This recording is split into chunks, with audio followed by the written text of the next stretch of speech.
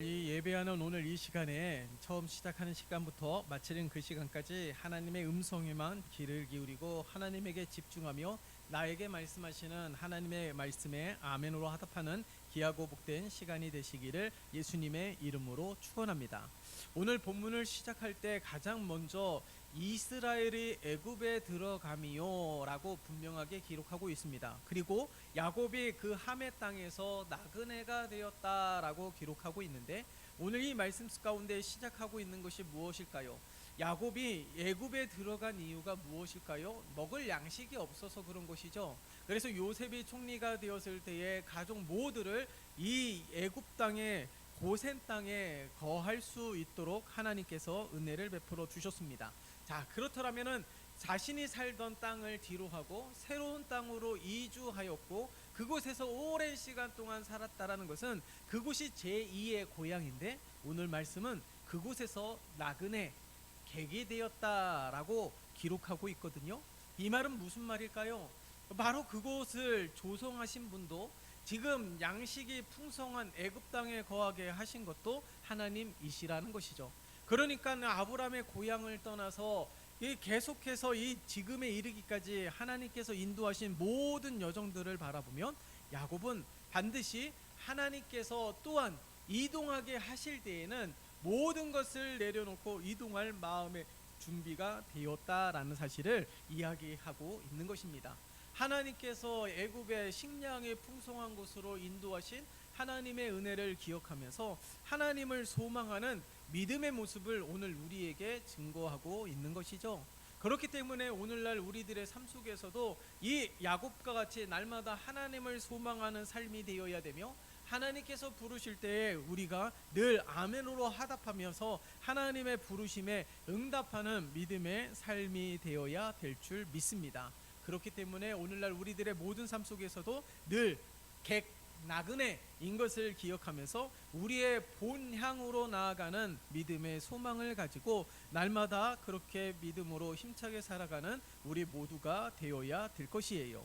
뿐만 아니라 24절의 말씀을 보면 여호와께서 자기 백성을 크게 번성하게 하사 그의 대적들보다 강하게 하셨다라고 증거하고 있습니다. 지금 오늘 이 말씀은 무슨 말일까요? 지금 이스라엘 백성들이 애굽의 노예로 살아가고 있는 상황 가운데, 그러니까 그들이 고통받고 핍박을 받고 있는 그 가운데서도 하나님은 번성케 하셨다라는 것에 증거하고 있습니다. 이 상황과 환경은 그러하지 않는다 할지라도 하나님께서 그러함에도 불구하고 번성케 하셨다라는 것을 증거하고 있거든요. 이 말은 무슨 말일까요? 왜 성경에서는 여호와께서 아주 분명한 주어를 말씀하시고 그 백성을 크게 번성하게 하신 일에 대하여 증거하고 있습니다. 세월이 흐르고 상황이 그렇지 않다 할지라도 하나님의 약속의 말씀은 언제나 성취되어짐을 오늘 우리에게 증거하고 있는 것입니다. 지금 이스라엘 백성들이 고통 가운데 있음에도 불구하고 저들의 신음 속에서, 고통 속에서 간구하는 기도를 들으시고 아브라함과 맺었던 언약을 잊지 아니하시고 그대로 펼쳐가시는 신실하신 하나님에 대하여 우리에게 증거하고 있는 것이죠. 자, 그럼 앞서서 말씀드렸습니다. 상황이 그러하지 않음에도 불구하고 하나님의 약속의 말씀이 성취되었다라는 사실은 우리에게 증거하고 있는 것이 무엇입니까? 하나님의 신실하심을 바라보라는 거예요. 어떠한 상황 가운데서도, 그렇지 않은 상황 가운데서도, 공고한 상황 가운데서도 하나님의 신실하심을 잊지 말라라는 것입니다. 그래서 하나님의 신실하심을 기억하며 하나님을 신뢰하면서 어떤 상황 속에서도 하나님의 약속의 말씀을 성취하시는 하나님의 능력을 날마다 기대하고 소망하는 오늘 우리의 삶이 되어야 되는 것이죠. 그렇기 때문에 하나님의 신실하심을 온전히 신뢰한다라면 낙심하지 말고 절망하지 말고 하나님을 바라보는 우리 모두가 되어야 될 것이에요. 보세요. 애굽의 손에서 출애굽하게 하신 것도 하나님이시고 포로 생활을 그치게 하시는 것도 하나님이십니다. 하나님의 약속의 말씀, 그 약속의 말씀을 온전히 신실하게 이루시는 것을 우리는 기억하면서 하나님의 신실하심과, 그리고 아무리 최강대국의 애굽의 바로 왕이라도 굴복해 하시고 바벨론의 왕이라도 굴복해 하시는 하나님의 전능하심을 믿고 하나님을 신뢰하는 믿음을 가지고 힘차게 살아가는 우리 모두가 되어야 될 것이에요.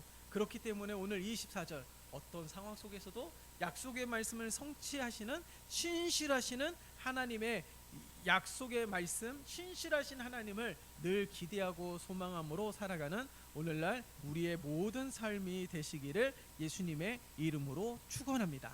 자, 그 보세요. 또한 하나님의 전지전능하심을 25절과 26절에서도 계속해서 증거하고 있지 않습니까? 또 그 대적들의 마음을 변하게 하고 그의 백성을 미워하게 하신 하나님이시라는 거예요. 그러니까 악도 하나님의 주권하에 있다라는 사실을 증거하고 있는 것이죠. 그런데 이 말씀을 간혹 오해할 수도 있습니다. 하나님은 악을 조장하시는 분, 악을 행하시는 분이시냐? 그것이 아니라는 거예요. 악도 하나님의 주권 속에 있다라는 사실을 우리들에게 증거하고 있는 것이죠. 자, 그렇다면 왜 저들의 마음을 변하게 하고 왜 백성들의 미움을 당하게 하였을까요? 바로 하나님의 거룩한 백성들이 하나님을 찾게 하기 위해서입니다. 하나님께 기도하면서 하나님의 은혜를 간구하면서 하나님의 구원을 소망하게 하기 위해서라는 거예요. 그러함에도 불구하고 저들의 악한 자들이 하나님께서 저들의 마음을 변하게 하시고 바로 왕의 마음을 완악하게 하시고 백성들을 미워하게 하시고 핍박하게 하여 주심으로 말미암아 하나님의 백성들이 하나님 앞에 돌아오게 하기 위한 하나님의 은혜를 증거하고 있는 것이에요. 물론 하나님의 백성들이 알 수가 없습니다. 왜 하나님 앞에 기도하는데도 왜 더 고통을 당하는지, 왜 하나님 앞에 기도하는데도 더 우리의 미래의 길이 계속해서 더 막히는지 알 수가 없어요. 그러나 오늘 이 본문 속에서 분명하게 기억해야 될 것은 악을 조장하는 것이 아니라 악을 행하도록 만드는 것이 아니라 그 악한 일의 가운데 개입하시고 간섭하셔서 그것까지도 하나님의 다스림 속에 있게 하시는 하나님의 은혜를 발견할 수 있다라는 사실이에요. 오늘 우리가 욥을 보세요. 욥을 하나님 앞에 신실한 자 아닙니까? 그러함에도 그가 고통을 당한 것은 하나님이 악을 행하게 하신 것이 아니라 허용한 거예요. 악을 행하도록 허용한 것입니다. 그것은 하나님의 백성들을 포기하셨다라는 것이 아니에요. 어떤 선한 목적을 이루기 위하여 하나님께서 일시적으로 허용하신 것입니다. 그래서 분명히 욥에게 이 악한 이에게 시험을 허락하실 때에 욥의 생명만큼은 건들지 못하게 하셨다라는 사실을 성경에 분명하게 기록하고 있지 않습니까? 하나님께서 악한 행위를 일시적으로 허용하신 것은 하나님의 선하신 목적을 이루기 위한 하나님의 놀라운 계획이었다라는 사실을 알 수가 있는 것이죠. 이 애굽의 백성들이 이스라엘 백성들을 크게 미워하고 핍박하고 박해하였던 까닭이 무엇입니까? 하나님은 출애굽의 놀라운 구원의 계획을 가지고 계셨기 때문에 그런 거예요. 그러니까 오늘 이 본문의 말씀 가운데서 우리가 이해할 수 없는 악한 행위와 우리가 이해할 수 없는 어려운 일들이 펼쳐진다 할지라도 하나님은 그 가운데 개입하시고 간섭하고 계시다라는 사실을 우리는 기억해야 될 것이에요. 일시적으로 허용된 일들 가운데서 궁극적으로 하나님의 선한 목적을 이루기 위해서 하나님은 신실하시고 성실하게 일하고 계심을 기억하면서 하나님을 향한 원망의 소리를 그치고 오히려 하나님을 더욱더 기대하면서 오늘 이 고통 가운데 이 신음하며 간구하는 기도 소리를 들으시고 출애굽의 구원의 계획을 펼치신 하나님을 날마다 더욱더 소망하는 우리 모두가 되어야 될 것이에요. 그래서 오늘 우리에게 늘 기도하게 될 때에 어려울 때도 하나님의 선하신 목적을 기대하고 소망하며 하나님의 놀라운 계획을 기대하고 소망할 수 있는 믿음을 허락해 달라고, 그 구원의 계획을 완성하시고 이루시기 위하여 인내하고 버티며 견딜 수 있는 믿음을 허락해 달라고 간구하는 우리의 모두가 되시기를 예수님의 이름으로 축원합니다. 자, 또 28절의 말씀을 보면요, 이 출애굽에 10가지 재앙을 내렸을 때 가장 먼저 내린 재앙에 대하여 이야기하고 있지 않습니다. 뭐 피의 재앙, 이 개구리, 이 이 모든 재앙을 순서대로 이야기한 것이 아니라 가장 먼저 흑암을 보내셨다. 흑암의 재앙에서 이야기하고 있거든요. 다시 말해서 온 세상을 어둡게 하였다라는 사실을 증거하고 있는 것이죠.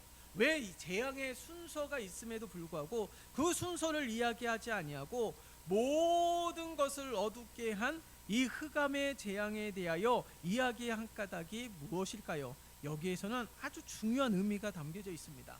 그것은 무엇이냐면 사람이 앞을 볼 수 없는 상황을 묘사하고 있다는 거예요. 왜 그럴까요? 피, 개, 이, 파리, 우박, 메뚜기, 이 모든 재앙은 무엇입니까? 이 모든 재앙은 경고성이에요. 하나님의 가장 큰 재앙은 마지막 10가지 재앙, 장자의 죽음입니다. 이것은 최후의 심판을 이야기하고 있는 것이죠. 그렇다면 앞에서의 첫 번째와 9번째까지의 모든 재앙은 최후의 심판인 10가지 재앙을 경고하기 위한 메시지라는 거예요. 무슨 말일까요? 하나님께서 첫 번째, 9번째까지의 재앙을 내리신 까닭은 저들에게 끝까지 참으시고 인내하면서 저들이 돌이킬 수 있는 기회를 허락해 주셨다는 겁니다. 그런데 흑암에 대하여 증거하고 있다는 것은 바로 하나님의 이 귀한 구원의 사랑의 메시지와 뜻을 깨닫지 못하도록 어둡게 했다라는 거예요. 눈을 멀게 했다라는 것이죠. 하나님의 뜻에 대하여 깨닫지 못하는 무지함을 허락해 주었다는 것이고, 내 마음속에 하나님이 아닌, 하나님의 뜻이 아닌 잘못되고 더러운 것들로 가득하여서 하나님을 바라보지 못하게 하는 영적 암흑의 시대를 살게 했다라는 사실을 알 수가 있는 것입니다. 자, 그렇다면 우리는 어떻게 해야 될까요? 앞을 보지 못하는 상황, 무엇을 분별하지 못하는 상황, 우리의 마음을 어둡게 하는 일들이 얼마든지 있습니다. 하나님의 뜻에 눈을 감고 우리의 생각이라든가 또한 우리의 욕심과 제약된 모든 것에 사로잡혀 있는 암흑 상태에 빠져 있는 상태를 이야기하고 있는 거예요. 자, 그렇다면 이 암흑을 보내사 이 암흑 가운데서만 늘 머물기를 고집하는 우리들의 삶이 되면 안 되는 것이죠. 저와 여러분들을 가리켜서 우리를 어떻게 말씀하셨습니까? 빛의 자녀라고 말씀하셨습니다. 그러니까 흑암이 가득한 상황 가운데서도 우리는 어떻게 해야 된다고요? 하나님을 바라보는 자가 되어야 되고요, 하나님의 뜻을 헤아려 찾는 자가 되어야 되고요, 하나님의 말씀으로 우리의 돌같이 굳어진 마음을 깨트려 주시고 녹여 주시어서 하나님의 말씀이 우리들의 삶에 드러나는 삶이 되어야 되는 것이죠. 초대교회 성도들이 그렇게 살아가지 않았습니까? 초대교회 성도들이 오히려 재난 속에 저들이 먼저 팔을 걷어붙이고 나아가서 솔선수범하면서 사랑으로 섬기는 일들을 행하였던 것처럼 오늘날 우리들의 삶도 이와 같은 삶이 되어야 될 줄 믿습니다. 그래서 흑암을 보내서 사람의 눈을 어둡게 하고 생각을 어둡게 하고 마음을 어둡게 하는 이러한 시대 가운데 살아가고 있는 우리들이 흑암 가운데 있다 할지라도, 어둠 가운데 있다 할지라도 우리는 어떻게 해요? 빛으로 나아가야 되는 것이죠. 빛의 자녀로서 행하는 삶이 되어야 될 줄 믿습니다. 바로 오늘 그것을 이야기하고 있는 거예요. 이런 곤란한 상황 가운데서, 흑암의 상황 가운데서, 많은 것들이 어두운 상황 가운데서 파멸과 어려움이 계속되고 있지만 그러함에도 불구하고 우리는 빛의 자녀로서 살아가야 됨을 우리에게 증거하고 있음을 분명하게 기억하는 우리 모두가 되시기를 예수님의 이름으로 축원합니다. 자, 그러면 왜 그래야 될까요? 흑암 가운데서도, 왜 고통 가운데서도 우리가 빛의 자녀로서 행해야 되는 까닭이 무엇일까요? 오늘 31절의 말씀을 보세요. 31절의 말씀을 보면 여호와께서 말씀하신즉 파리 때가 오며 그들의 온 영토에 이가 생겼도다. 그리고 32절에 비 대신 우박을 내리시며 그들의 땅에 화염을 내리셨도다. 그들의 포도나무 무화과 나무를 치시며 그들의 지경에 있는 나무를 찍으셨도다. 34절 여호와께서 말씀하신 즉. 무슨 말일까요? 이 흑암 가운데서도 왜 우리가 빛의 자녀로서 하나님을 소망하고 하나님의 말씀에 순종하면서 살아가야 될까요? 하나님의 약속의 말씀이 그대로 성취되어지는 것을 오늘 우리에게 증거하고 있는 것입니다. 창세기 1장에서도 천지를 창조하실 때 보세요. 땅과 어둠이 혼돈한 가운데 하나님이 말씀하심에 빛이 생기라 하시니 빛이 생기게 되고, 하나님이 말씀하신 대로 살아가면서 이 10가지 재앙 가운데서도 하나님이 말씀하신 대로 피가 생기고 파리가 생기고 이가 생기고 황충이 생기고 메뚜기가 몰려오는 상황이 연출이 되고 있어요. 그것들이 어떻게 생겨났는지, 어떻게 그렇게 셀 수 없이 무수히 많아졌는지 알 수가 없습니다. 성경은 아주 분명하게 우리에게 증거하고 있죠. 여호와께서 말씀하신 즉이라고 증거하고 있는 것이에요. 하나님이 말씀하신 대로 이루어지는 것을 오늘 우리에게 분명하게 증거하고 있는 것입니다. 아브람 때부터, 이미 천지를 창조하실 때부터 하나님은 말씀하신 대로 행하였습니다.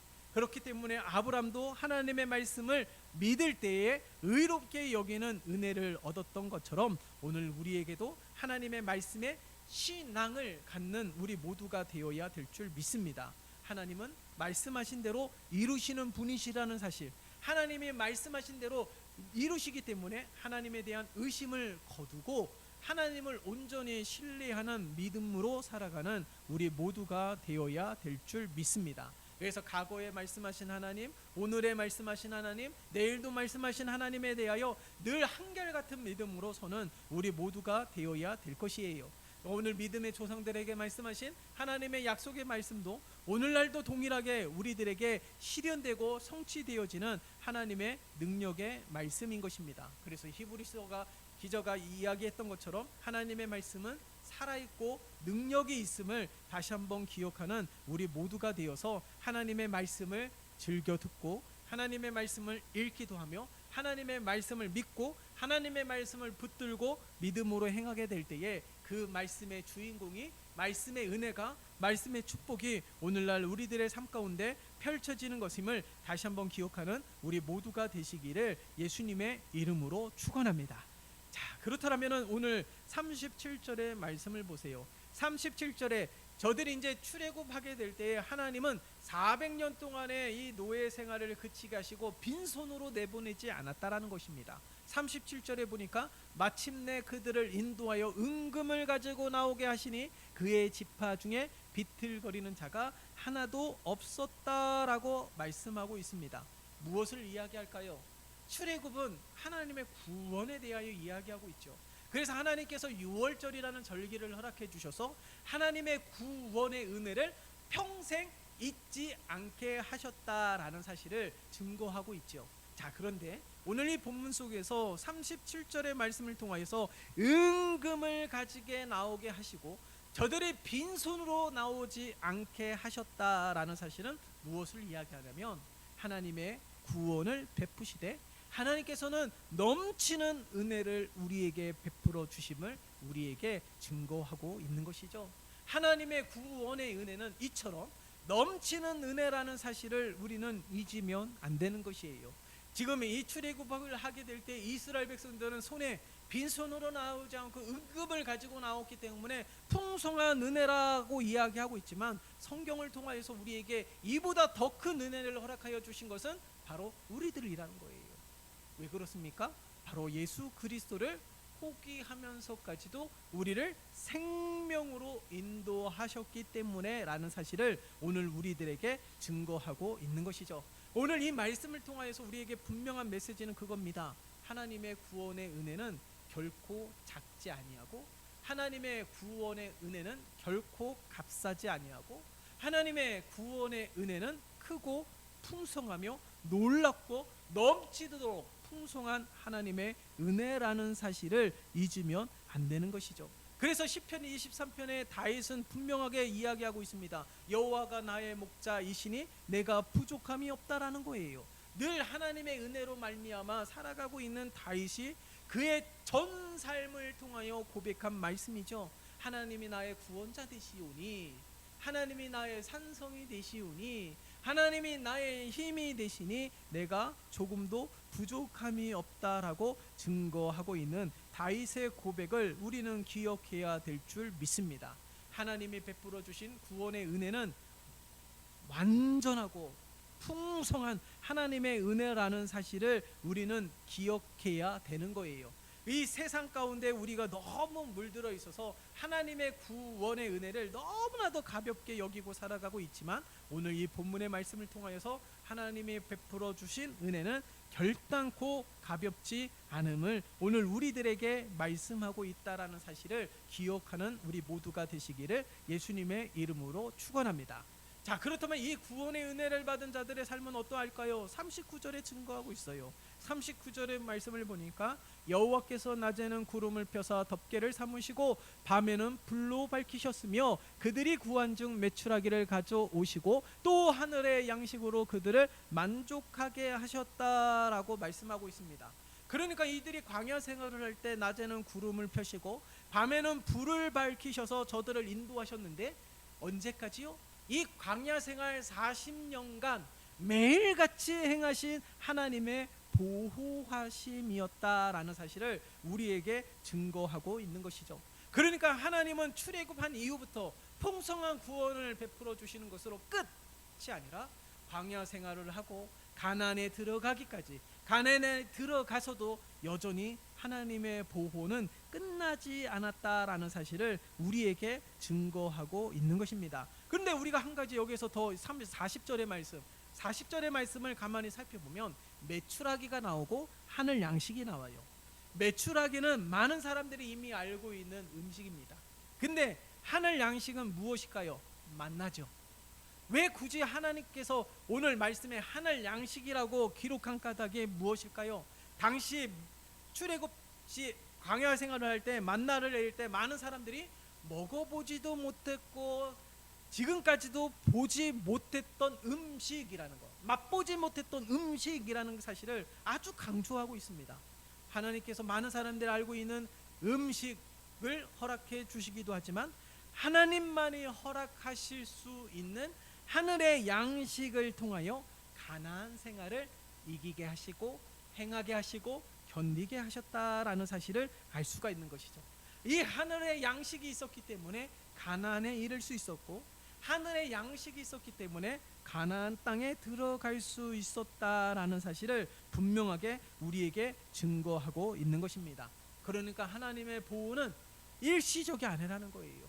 가나안에 들어가기까지 가나안 땅에서 행하는 모든 일들 속에서도 하나님은 함께 하시고, 그 가운데서 우리가 하나님의 은혜를 누리고 그 가운데서 하나님의 능력을 체험하기 위해서는 하늘의 양식을 공급받아야 됨을 우리에게 증거하고 있는 겁니다. 내가 알고 있는 것만이 아니에요. 내가 알고 있는 메추라기만이 아닙니다. 그것만 가지고서는 안 되는 거예요. 하늘의 양식이 있어야 되는 것이죠. 하나님의 능력과 힘이 있어야 되는 것입니다. 그래야지만이 가나안으로 온전하게 인도되고 광야 생활을 견디고 인내할 수 있음을 기억하며 날마다 세상 속에서도 담대한 믿음으로 살아갈 수 있다는 사실을 분명하게 기억하는 우리 모두가 되시기를 예수님의 이름으로 축원합니다. 자, 그래서 이 만나를 가리켜서 하늘 양식이라고 부르기도 하시고, 하늘 곡식, 느헤미야에서는 주의 만나, 그리고 고린도전서에서는 신령한 식물이라고 증거하기도 하는 것이죠. 그러니까 이 만나라는 것은, 하늘 양식이라는 것은 하나님이 주시는 복, 하나님이 주시는 은혜로 살아가야 됨을 우리에게 증거하고 있다라는 사실을 잊지 말아야 될 줄 믿습니다. 정말 식량에 많은 애굽 땅이지 않습니까? 근데 이 애굽 땅이 원래 식량에 많았습니까? 아니에요. 대흉년과 대풍년의 시기에 하나님께서 요셉을 통하여서 대흉년의 시기를 준비하게 하시고, 대흉년의 시기에 애굽에 지금까지 준비한 곡식으로 풍성케 하여 주신 하나님의 놀라운 은혜를 우리는 먼저 기억해야 되는 것이죠.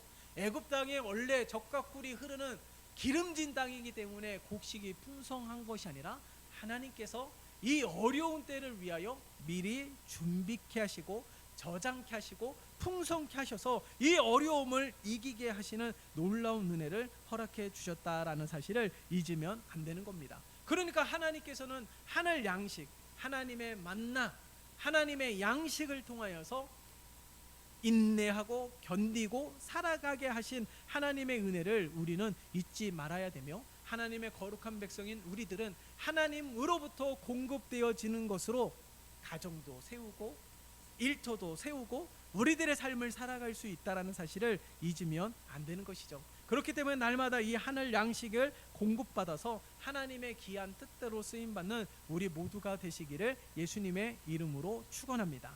자, 42절의 말씀을 보세요. 그 하늘 양식이 뭡니까? 42절, 이는 그의 거룩한 말씀과 그의 종 아브라함을 기억하셨음이로다. 이 거룩한 말씀과 그의 종 아브라함을 기억하셨다라고 말씀하고 있습니다. 하나님께서 기억하신 것은 아브라함에게 주신 언약이라는 거예요. 하나님께서 아브라함에게 주신 언약, 이 언약도 하나님께서 일방적으로 아브라함과 맺어진 계약 아니겠습니까? 그러함에도 불구하고 하나님은 그 계약을, 그 언약을 잊지 아니하고 400년 동안 살게 하다가 그제서야 이끌어내셨다라는 거예요.